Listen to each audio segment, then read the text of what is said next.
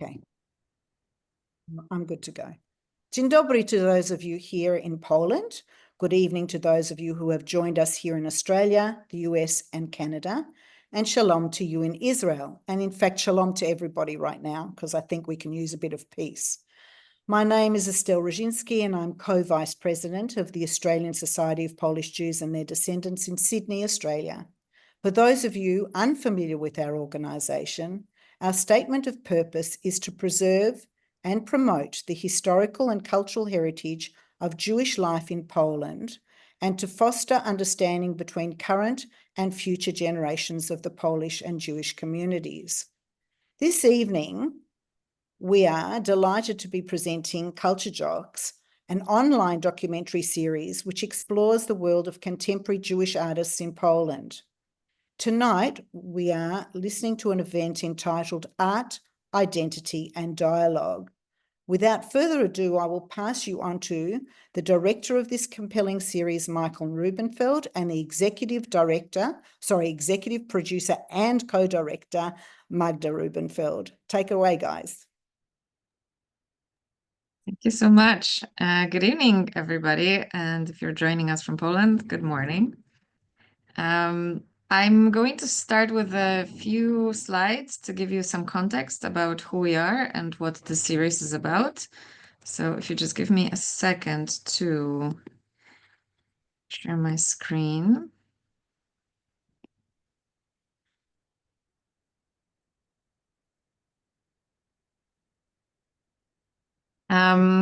So as Estelle said, and thank you very much for that lovely introduction, we are here to present to you a series, a web series called KulturDocs. But in order to explain the name and what it is and who we are, I invite you to watch these few slides. So we are FestivALT, a Jewish arts and activism collective that was established in Krakow about 8 years ago. We started off as a small grassroots festival that really established in our very personal apartment that we just learned Estelle was actually at early on, and perhaps some of you as well. And gradually we evolved into a year-round organization that deals with other aspects of Jewish culture, namely advocacy and activism, Jewish heritage and memory, and contemporary Jewish art, which still remains one of the most important pillars of our activity. And this is where KulturDocs fits in. FestivALT early on wanted to bring in sort of marginalized voices and center them into the conversation in Poland. We started from this point of really needing a space and wanting to create a space for a more nuanced conversation about what it is to be like a contemporary Jew in Poland. And what it is, what are some of the complications, what are some of the questions that we're wrestling with, and what is the art that might sort of jump into those questions. And by trying to create a space for those voices that were often not heard, we realized that it's very important to bring in sort of voices that we might not be aware of. So we created a curatorial, or we adapted a curatorial process through an open call and an international jury that would select the projects rather than us always deciding what the content of FestivALT was. And through the series of those submissions every year, where we're getting from 70 to 100 submissions from all over the world, we realized that there's actually a very incredibly rich world of contemporary Jewish arts that even us who are sort of in this business, we're not aware of. And through bringing in these artists and realizing that they don't always also know each other, we decided to establish a network of Polish Jewish artists called Kulturliga, which was established in December of 2023.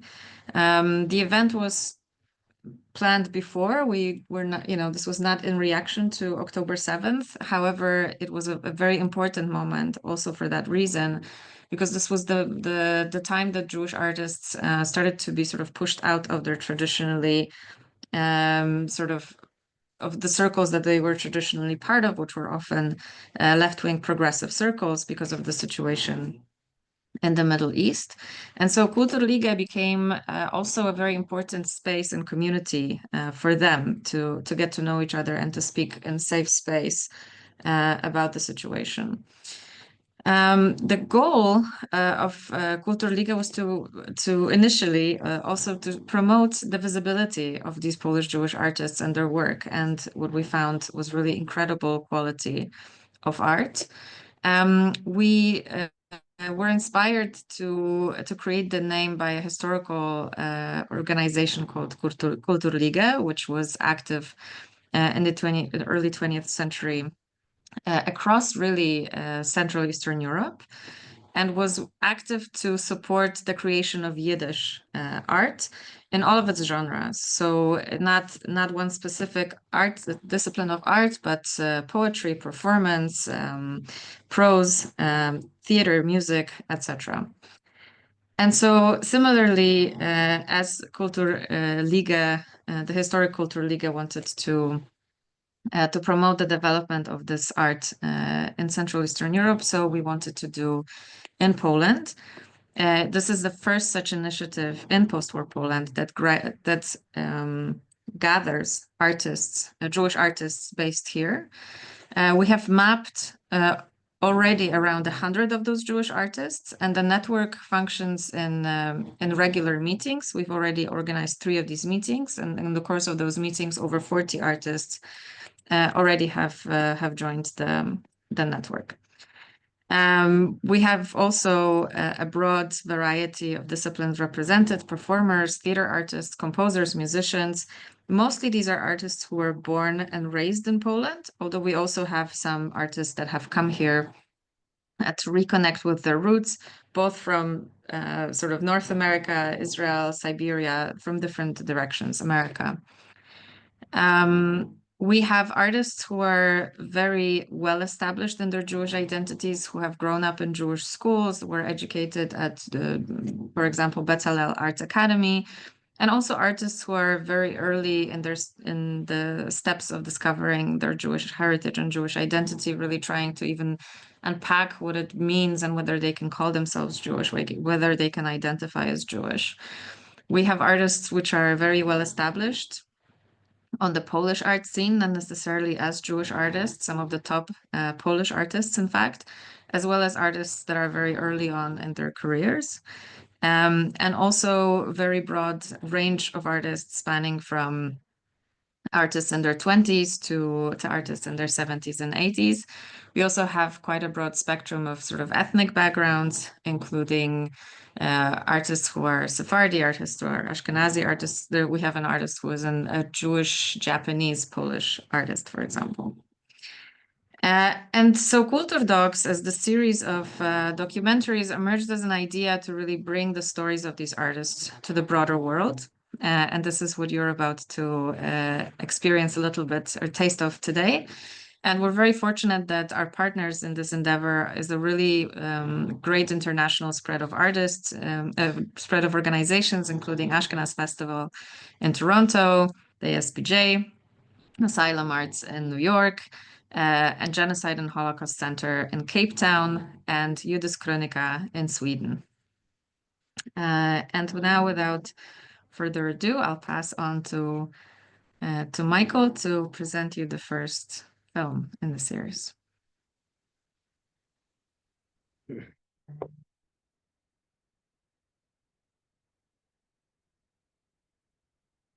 Hello.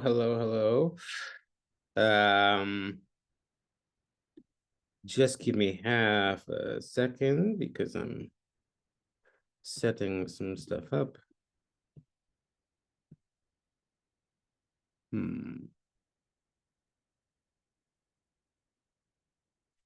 I saw that, Ezra. Ezra, I think the best thing to do will be, I'm not really sure what to do, so I think I'll, what you can do is you can upload the stream after, if so that it'll be up on there.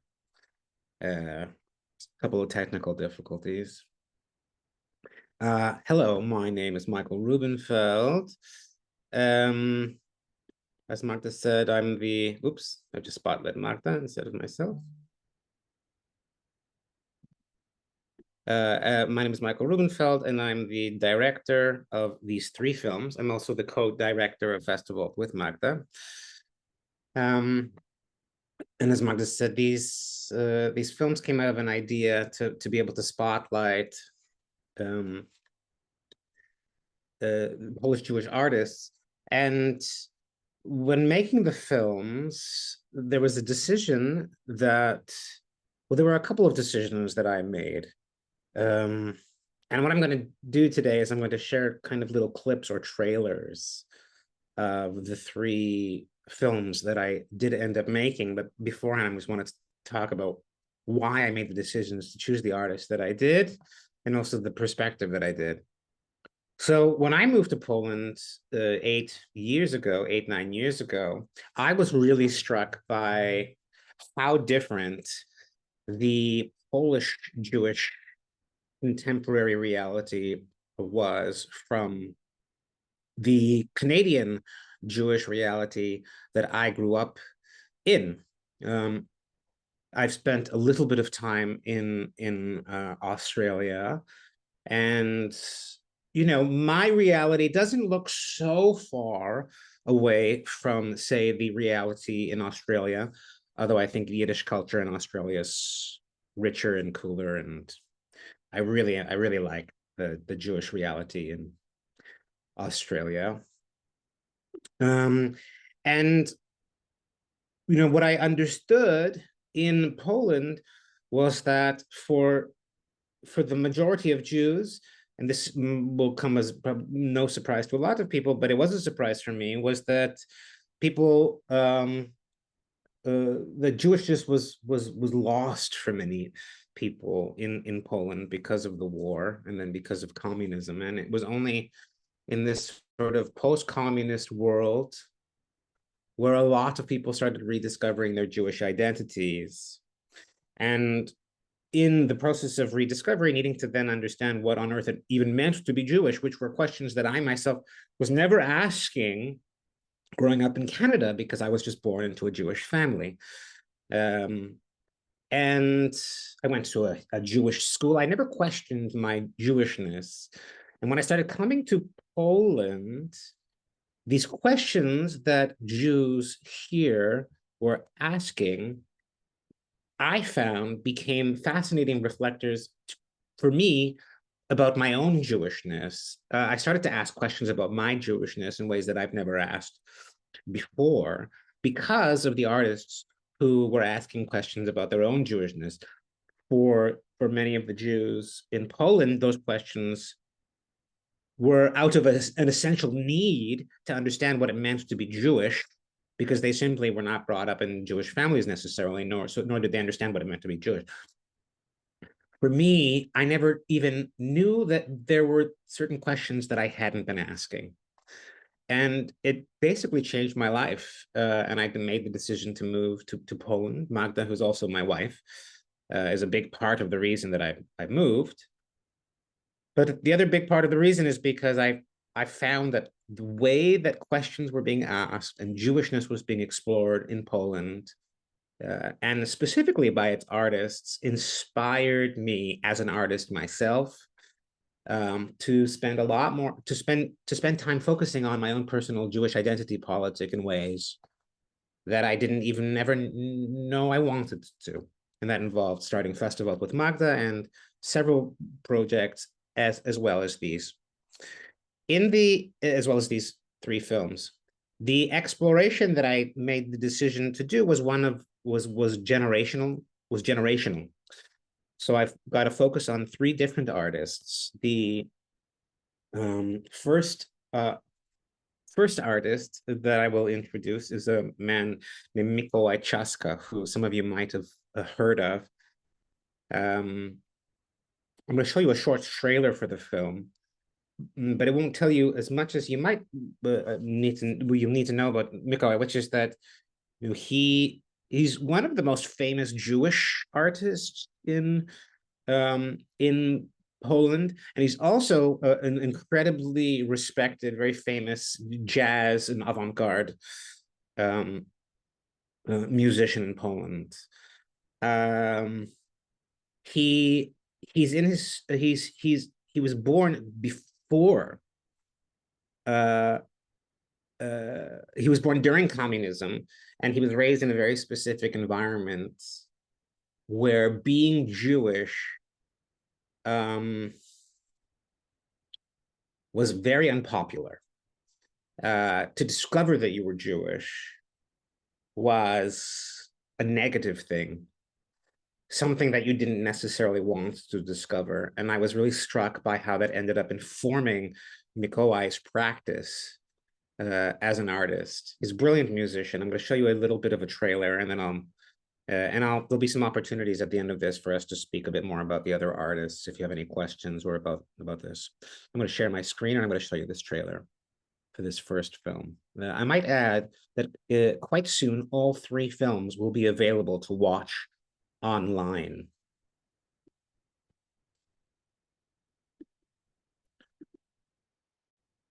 All right. Can everyone see?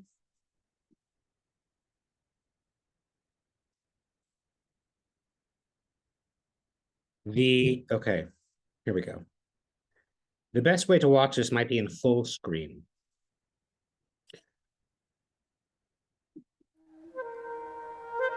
Growing up in Canada, I had been raised to be fearful of Poland because of what happened to my family and the Jews here during the Holocaust. But when I started visiting, I discovered how much work was being done in Poland on the topic of contemporary Jewish identity. As an artist myself, I've always looked to other artists as reflectors of contemporary society. And so I decided to spend time with some of Poland's Jewish artists to see how they were using art in relationship to their own Jewishness, in the hopes of understanding more about Jews in Poland. Mikolaj Trzaska is one of Poland's most renowned musicians. He's considered an icon of Polish avant-garde jazz.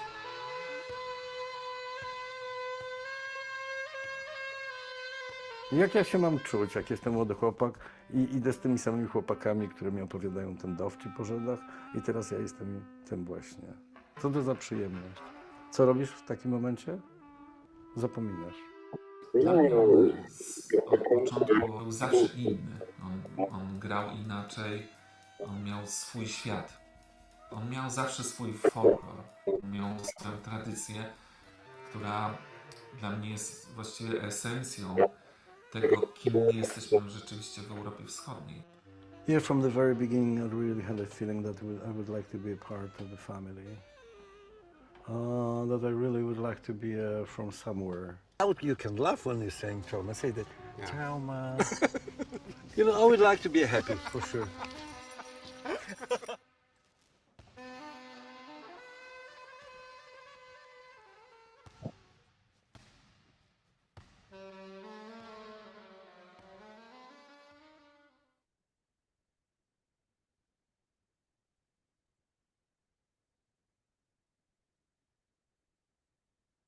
That was the first film, first trailer. I'm not gonna say there was a bit of weird noise. I hope it was okay for you, more or less.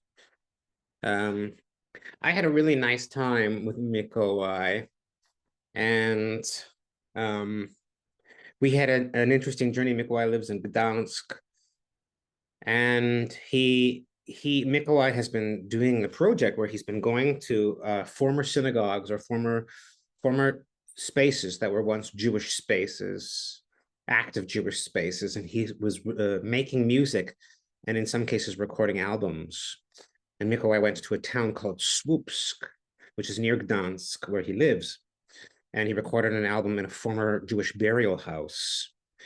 And we decided to go and spend some time in Słupsk on the very same day that there was a very important anniversary of a deportation of the Jews of Słupsk to Auschwitz. It was I think I forgot which number, 75th anniversary or 80th or 90th anniversary, and those Jews were gathered in a local gymnasium at a local high school, where they remained for several days before they were taken to the trains and to Auschwitz. And it's still a functioning active school. And so Mikolaj played a concert in that very gymnasium on the anniversary of of that deportation, and that is the journey that you see us go on, or you see us go on in that first film. So I think I'll move on to Betty. Does that make sense?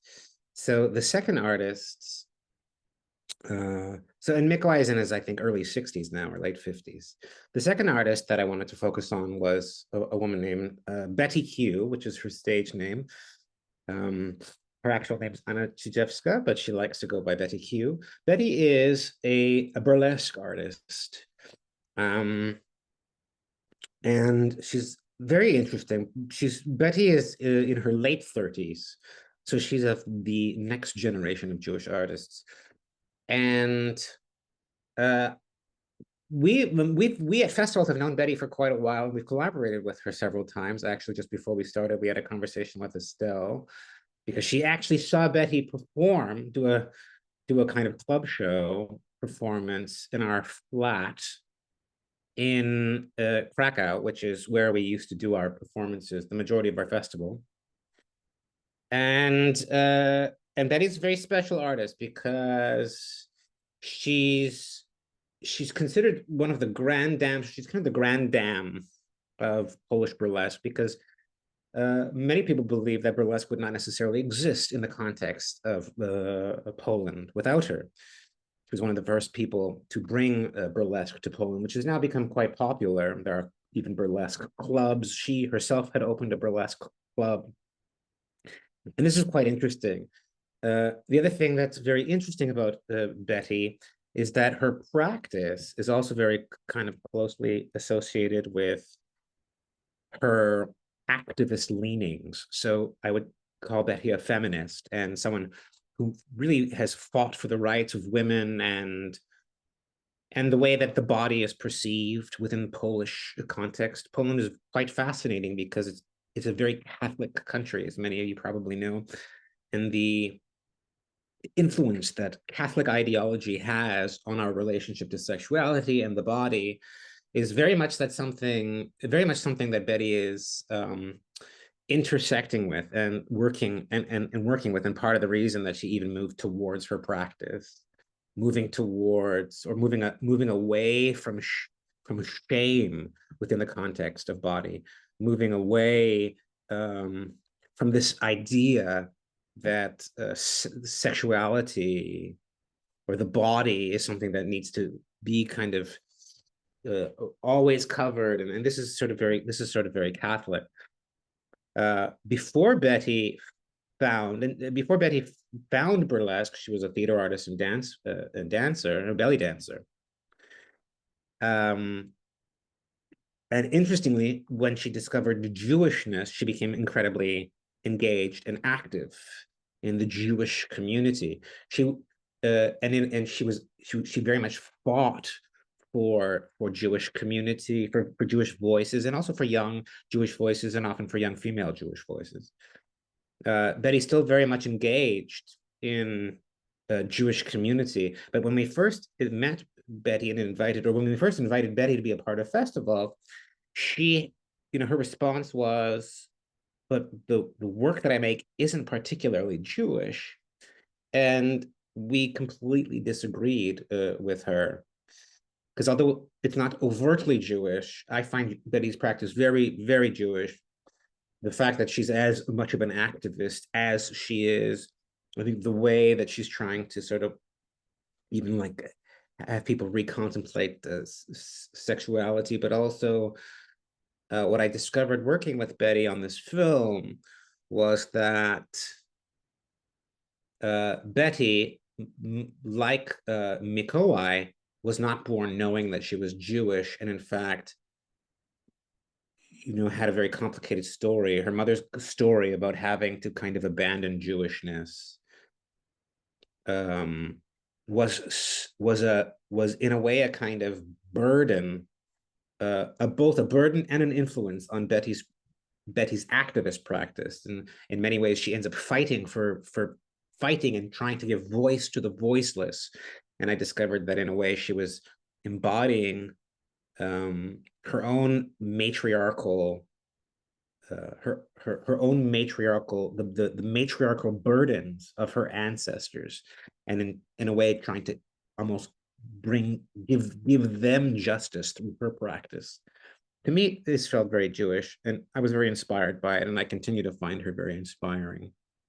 And I'm going to now show you the trailer for Betty before we move on to the third. Before we move on to the third trailer. If anyone has any questions, note them, and we'll get to questions, I think, shortly. Here we go. Everyone can see this? All good? Growing up in Canada, I had been raised to be fearful of Poland because of what happened to my family and the Jews here during the Holocaust. But when I started visiting, I discovered how much work was being done in Poland on the topic of contemporary Jewish identity. This is me. And so I decided to spend time with some of Poland's Jewish artists to see how they were using art in relationship to their own Jewishness, in the hopes of understanding more about Jews in Poland. And I'm feeling good.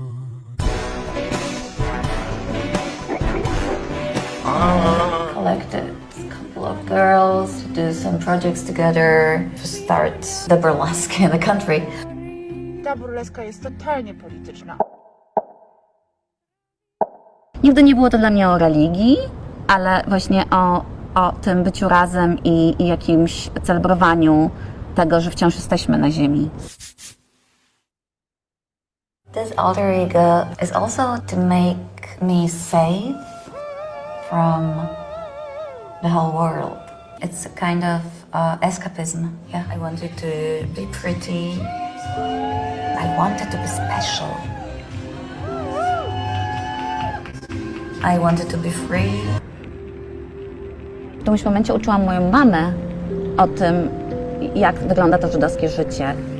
Niech będzie błogosławione światło, symbol dobra na świecie.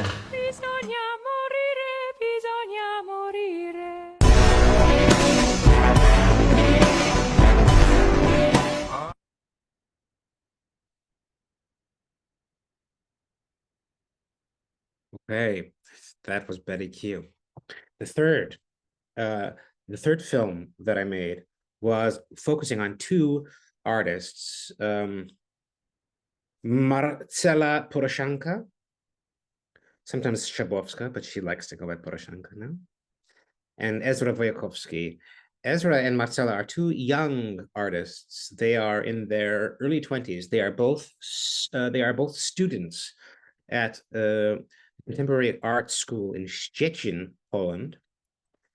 And they are both also identify as queer and as trans.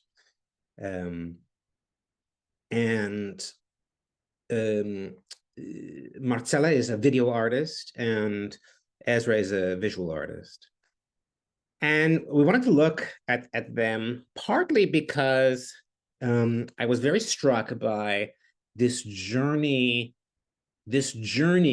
from Mikolaj Trzaska's reality, being born and discovering his Jewishness in the 60s or the 70s in Poland, 70s and 80s in Poland, to a far more contemporary Poland, and this evolution of a place where it was not okay to discover one's Jewishness. And certainly not queerness, and absolutely not transness, to this contemporary version of Poland, which is often viewed as a place that is closed to LGBTQ plus communities. And while certainly it's more closed in Poland than my experience in say Canada or the experience in Australia, I was also struck at the fact that you can be young, Jewish, queer, and trans in contemporary Poland, and you can find your world and make interesting art from those places. And these are two very young, interesting, fascinating artists, very different kinds of artists. And then the other thing with Marcella and Ezra was that Ezra, like Mikolaj and Betty, was not born knowing that he was Jewish. He discovered it. And he does still struggle with understanding what it means to be a Jew and how much he is or is not allowed to step into his Jewish identity. Come in. Sorry, I'm in the middle of something. Sorry. Sorry, I'm just at a theater and someone's dropping off some sheets. And then Marcella, unlike the other three artists, was born Jewish. She was born Jewish into a Jewish family, raised knowing that she was Jewish. And I was also very struck at just how different her investigation as a Jew was. So you're not going to necessarily see too much of it. I'm going to show a clip of the film in a second. But what was so interesting about my experience of the two of them and what I tried to focus on in the film was that, you know, Marcella, Betty, and Mikolaj often talked about this question of what it means to be Jewish, or their focus was on trying to rediscover their Jewish or work with the trauma of Jewish loss in their families, which were all very beautiful, wonderful explorations and journeys. Whereas it was interesting to see Marcella basically kind of wanting to, not only wanting to, but being at the center of being very generative in terms of defining what contemporary Jewish identity is, what contemporary queer Jewish identity is, and what the future of the Jewish reality in Poland is. Mostly, in my opinion, because she's not negotiating the trauma of not understanding what Jewishness is for her. And so it was really great to be able to have that differentiation in this group. And you can really feel it in the way that she talks about her Jewishness. I'm going to show you a short clip from that film. I just have to find it.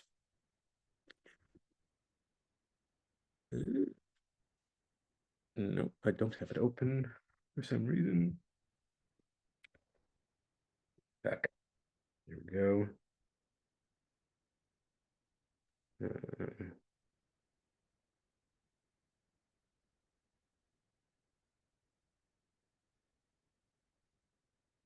Sorry, just setting it up.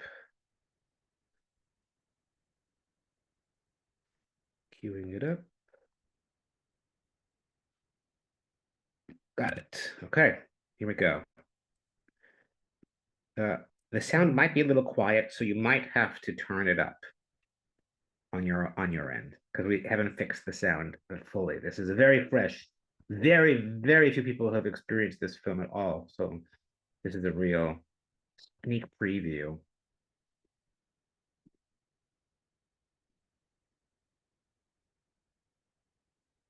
Here we go.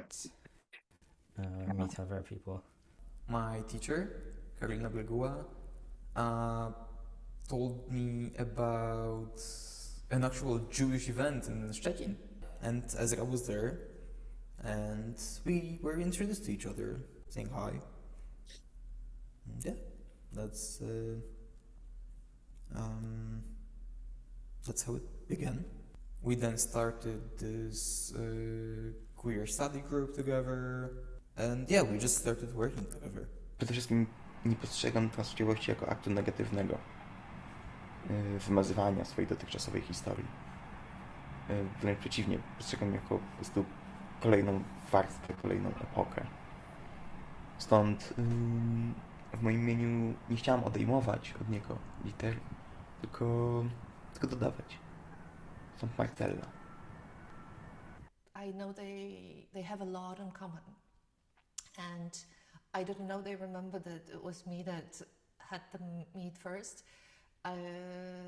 But I've been remembering, and I observe this friendship, and it makes me very happy because I think that we all need people who understand us, and we need to be more powerful, to have more strength.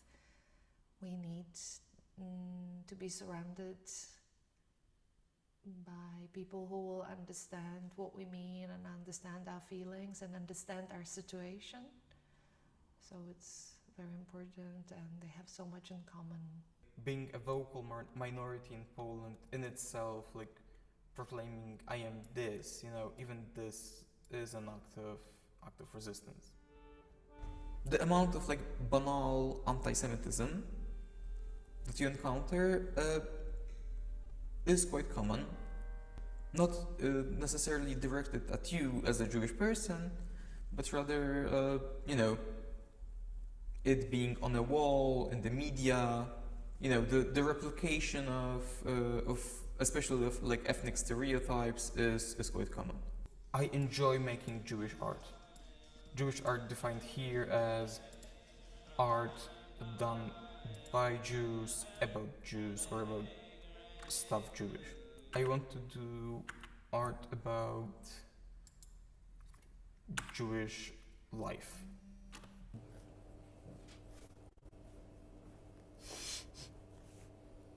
It's a triumph of Ezra over the city. Based on Ezra's paintings, it's a cascade of details of Ezra's route to Bargab, where Ezra can be seen like triumphantly, quote unquote, surfing the wave of the city. Like, you know, Ezra is part of it, and I think it's interesting that you chose to include the details from the bitten finger painting. It's kind of funny how so much art came out of being beaten up. Marcella, as an artist, she's been constantly writing a diary through her artworks of her own change, but also that would, for us, the viewers, be the context that will help us see a bigger map of the social changes and personal changes. Ezra, he's interested in the very same issues, having loads of knowledge and engagement in his practice, which I consider incredible. With Ezra, every discussion, every conversation seems to demand care.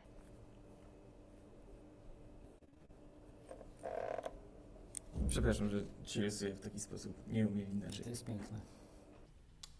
I don't think you can characterize a friendship, you know, by a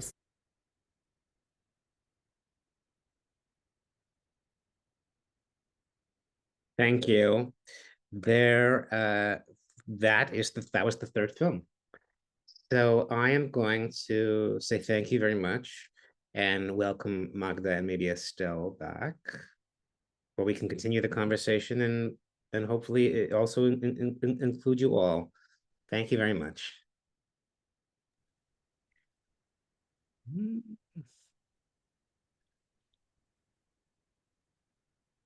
Hi, so I might kick up with, I've got a couple of gnawing questions for me. I am mindful that the artists you've selected are struggling on multiple levels and also operate on the fringe.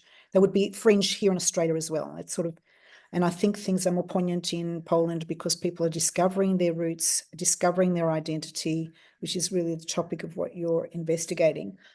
And please let me know if these are not appropriate questions, but I wonder how and if there's been an impact of the change of government in Poland, whether that's made a difference to the artists and how more forthcoming they are with their identities as a consequence. That would be my first question.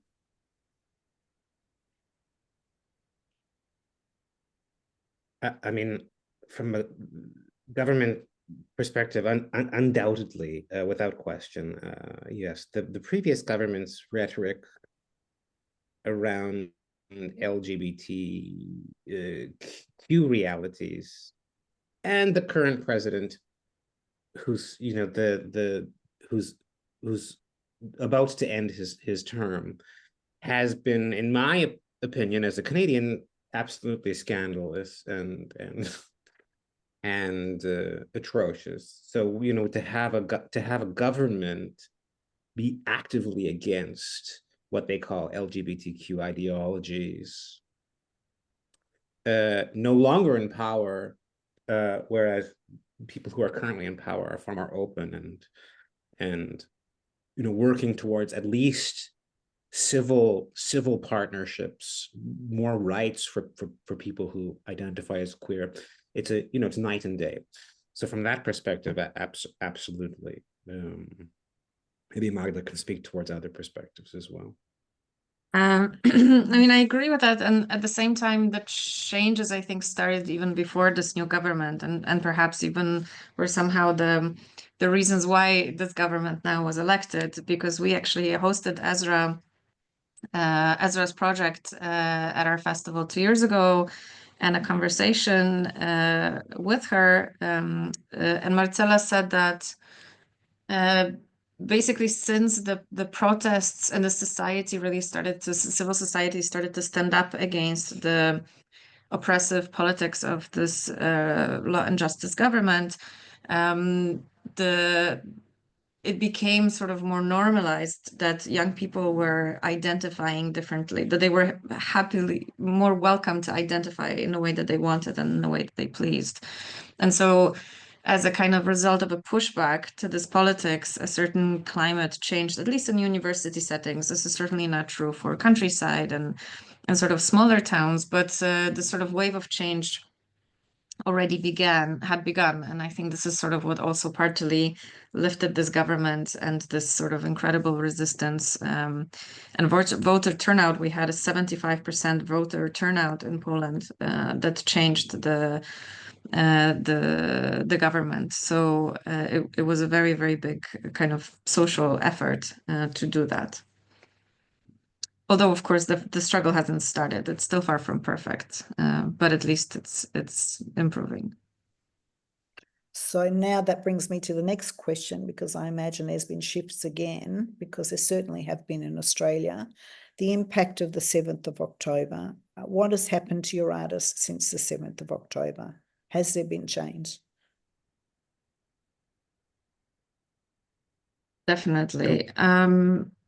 Do you want to say something, Michael, first?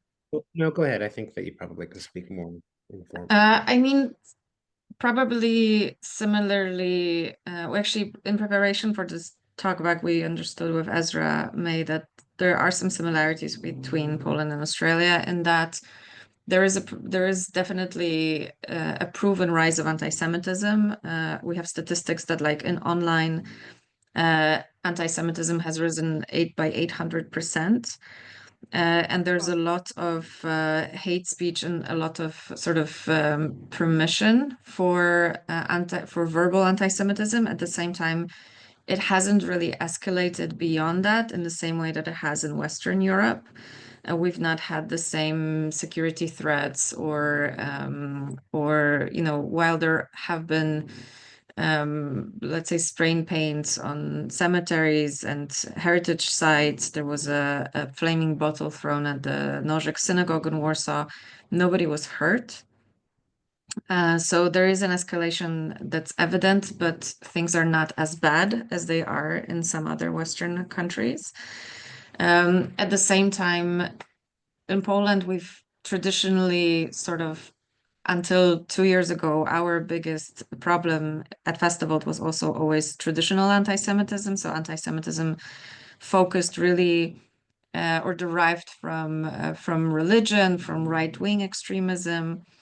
Meanwhile, right now, the left has been also increasingly problematic and very anti-Zionist and anti-Israeli, and often lumping Israel with all Jews everywhere. And that's translated also to lives and livelihood of other Jewish artists, some of whom are being disinvited from shows because they, for example, are dealing with stories of resistance of women, of Jewish women during the war, and that's being sort of almost put on the same level as IDF soldiers. Therefore, they're not being invited to do showings, which is where I think Kulturliga has been it became more important than we had realized, in a sense, when we initially established it, because it really is a space that creates more opportunities for Jewish artists. We've been able to do a collective exhibition at the Polin Jewish Museum, which is a huge museum where thousands of people could see the work of those artists. We're making films like this, which, you know, is supported by Ministry of Foreign Affairs, and it's also the first time since like 8 years that we're getting public funding from the government, again, as a Jewish organization. So that's also partly an answer to your question. So I think that Kulturliga is sort of an important resistance piece to this situation, and we're trying to figure it out. We're trying to understand where to position ourselves, because we're facing another election, which will help elect the new president of Poland. And on one hand, that is very sort of it's looking optimistic. It's looking like we're going to have a progressive thinking president. On the other hand, there's a question in our minds about what does that mean for the relationship of this government with the Jewish community, and where everything will sort of end up positioning itself as this conflict in the Middle East continues. And those are questions I don't have answers for yet. The other thing I might add that I find is actually pretty interesting is I'm having a lot of conversations with people, not just artists, but artists and more, who are going, hey, like my version of Jewishness, because all Jews are being, you know, there's this assumption that all Jews' versions of their Jewishness is in direct relationship to Israel. And no matter one's politics about what's happening in Israel, a lot of people are going, hey, you know, like, actually, like my version of Jewishness is actually unique to myself and unique to this place. And so what we're discovering is people going like, we need to do a better job telling our Jewish story. Because, you know, as we all know, Israel has done an incredible job telling its story. Whereas, I mean, they tell their story a lot, over and over again. And so, you know, I'm finding people going, all right, I really I want to focus our energy on the contemporary Polish Jewish narrative, you know, that might have a bit of Israel within it, but it's really not about Israel. Jews born in Poland, raised in Poland, who want to sort of focus on their Polishness, where often there's been a lot of push, particularly by some Jewish organizations, to really, you know, create Jewish identities that are very, very closely linked to Israel. And not everybody necessarily wants that. And then there are certain artists like very famous artists like Jesse Eisenberg and Darren Aronofsky, who's a very famous director, who both recently decided to reclaim their Polish citizenships and become Polish citizens, partly, I think, in response to that identity, the politic question, which I think for me is very much a response to October 7th. It's not necessarily as much about politics, but I think for a lot of Jews, a lot of Jews in the world are so, you know, there's just a lot of assumptions about the Jews of the world, that Jews who are not necessarily living in Israel don't necessarily. I think that's true. I mean, one of the things that rang most true to me was one of Shai Davidai's observations, and that's that we as Jews are excluded, in a sense, from the civil rights movement. And, you know, you don't see any sort of flashpoint anywhere else in the world where those nationalities are excluded in other countries when there's a migration, whereas we are held responsible for Israel and for Zionism or for any other idea. But I feel, and this is me personally, I feel very strongly that I live in Australia as an Australian Jew, and I do feel that I contribute to the environment here, and I do feel I have rights as a human being.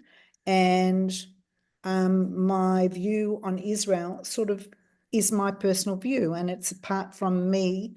It's separate from me being here as a citizen of this country where I contribute. And I think that's possibly true for a lot of Jews everywhere, that we feel our strong connection, but we also have a right to civil rights, you know, and that's a lot of your artists also discuss. I see that in a lot of people's works. I mean, sorry, I should have asked a question, not made a statement. Anyway, No, it's great. It's great. But that is an issue. The civil rights question is an issue. We're happy to also learn more about the situation in Australia, and I think for us these projects are also an opportunity for a conversation. So we're happy for you or anyone in the audience to make statements as well as ask questions. Yeah, I think there's just a few minutes left. So I actually wonder if there's anyone in the audience who might have any questions that they want to answer. Maybe if they do, they should just maybe I would recommend they turn their microphone or they turn their cameras on.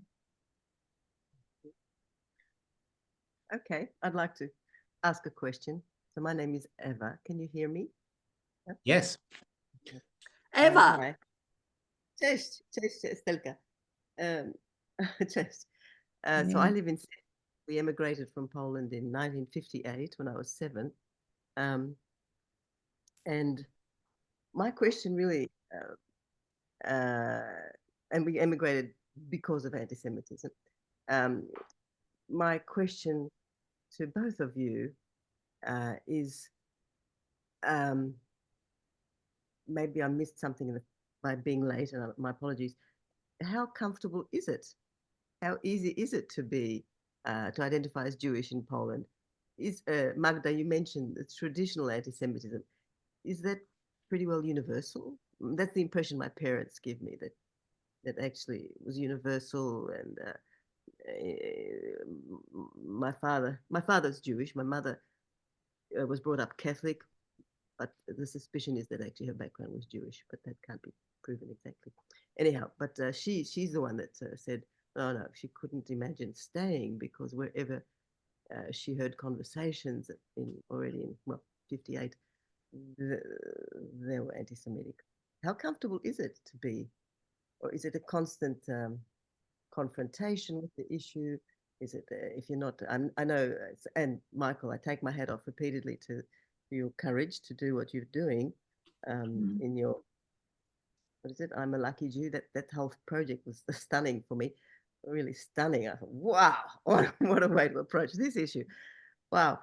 So I'm just wondering, is it a constant meeting with that at that interface with people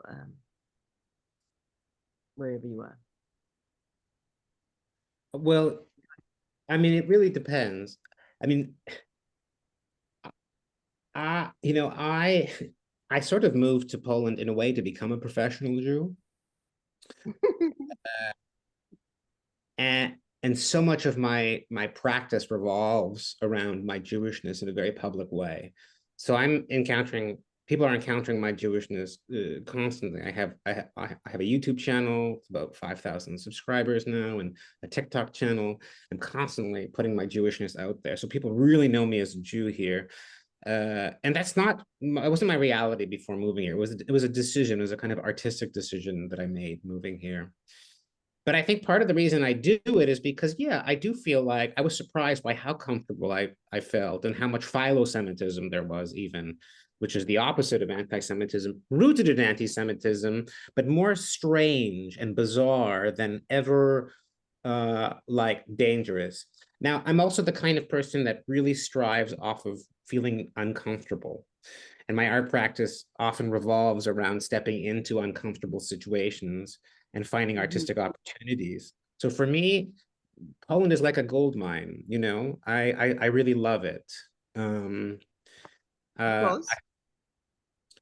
Well, just because there's just so much undiscovered. Well, part of it is discomfort, but it's discomfort more connected to maybe like a kind of naivete around what Jewishness is. within cities, my experience is that, Poland's incredibly progressive with a lot of very progressive people. And of course, I live within progressive bubbles, and the conversation is very rich and deep, and people are very curious. And I don't find Polish people to be uniquely anti-Semitic. There's a homogeneity in Poland, and Catholicism has a lot of control around people's relationship to difference in general. But this is not 1958 Poland. This is not 1968 Poland. This is not 1980 Poland or 1990 Poland. This is, Poland in 2024. It's a part of a global society, the flow of information, education, it doesn't live, it's a bit of a bubble, but in terms of I feel safer in Poland right now than I do, than I do in Canada. I don't feel like right now as a result of what's happening in Israel. So no, my experience of Poland is that the anti-Semitism or the discomfort I feel is around relationships to Jewishness that I find very stupid sometimes, or ignorant or naive. But I find that for the most people, most people have good intentions. Most people, in my experience, have good intentions around Jews. And it's important that for them that Jews understand that they have good intentions. And I think that a lot of people feel like Poland's gotten too bum of a rap because of its history, and also the control of the Russian-controlled communist Polish government that your family lived under. But I think Poland's become a very different place than what I thought it was. And I think it's continuing to progress. That's my experience. Well, that's exciting. It's a pleasure to hear, because a part of me has a longing to revisit and connect. I went there as a student when I was 25 to Krakow, and actually joined the theater. The theater was Krikot 2. Oh, wow. Tadeusz Kantor. You were working with Kantor?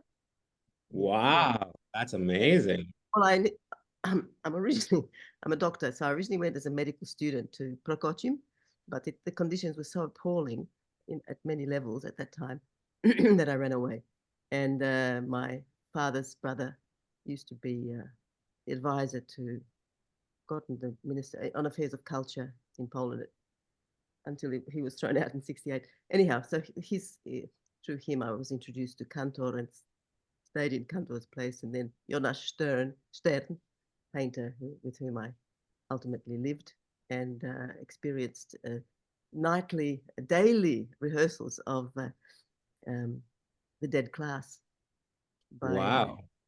It was amazing. I've never seen theatre like it. Never have seen theatre that matches that quality, visually, emotionally. It was totally life-changing. So the experience was phenomenal, and anti-Semitism didn't arise for me because I was surrounded by Jews. The whole group that were running the theatre were Jews, old Jews in their 70s, but Jews nevertheless, and they were very exciting people. But the stories from my parents are scary, and I think, I have a longing to go back, and I'm also a visual artist as well as. Oh gosh, yeah. I think a lot of people's stories from their parents have scared parents and grandparents. They've scared subsequent generations. But I think that once they come, this was certainly my experience. It was my father's experience too. That once they came to Poland, they were like, "Oh, right, like things change." Right. This place is very different, and not only is it different, it's very special. It's a very special Jewish place. I have to get going in a second, and I see that Eva's got her hand up, and so can you hear me? I don't know. It's the audio is on. Can you hear me? Yes. Okay. Two things very quickly. I also came here in 1958, and my mother was in theater in Poland. She was Catholic, my father was Jewish, and all our friends were mixtures of Catholic, I hate to say Polish and Jewish, Catholic and Jewish, and it didn't matter. So in a way, I was brought up in a bubble. And so many really witty, clever Polish satirists and actors and writers were Jewish, after the war. And I've been going back to Poland. My next trip will be my 15th trip. And the theaters in Poland are so unbelievably advanced and progressive. From Wyspiański Theater in Zakopane to different ones in Warsaw. So I'm very much interested in art. And I was wondering, is it possible to get in touch with you when I'm in Warsaw again in August? Of course. What would be the best way? I put our email in the chat. I think it's the safest way to reach out to us, because either one of us checks it or our staff. The summer is always tricky because we run our festival at the end of June, and then we sort of tend to just deflate and try to travel or do other things. So we're unsure yet if we'll be there. But if you let us know ahead of time, kind of closer to June, I guess we'll know. And by all means, if any of you are in Poland, please do reach out to us. I think, which is your email? Whereabouts is it? info@festivalt.com. I'll put it in the It's chat in the again. chat. If you go at the bottom of your screen. At FestivALT, VALT. Yes, that's the one. Yes. FestivALT. Oh, is that, sorry, I came late. Is that the Jewish festival? Go ahead, Michael. I'll wrap up here. To actually start rehearsals for a show. I'm in a theater about to start rehearsals. So I'm going to go. Magda will stay and answer some more questions. Great. Bye. Thanks, Thank Michael. Thank you. Bye. Lovely to meet you. We are actually over the hour. So if you've got a question, please feel free to ask it now quickly. I think we will make it a wrap. And you have an invitation from Magda to make contact by email.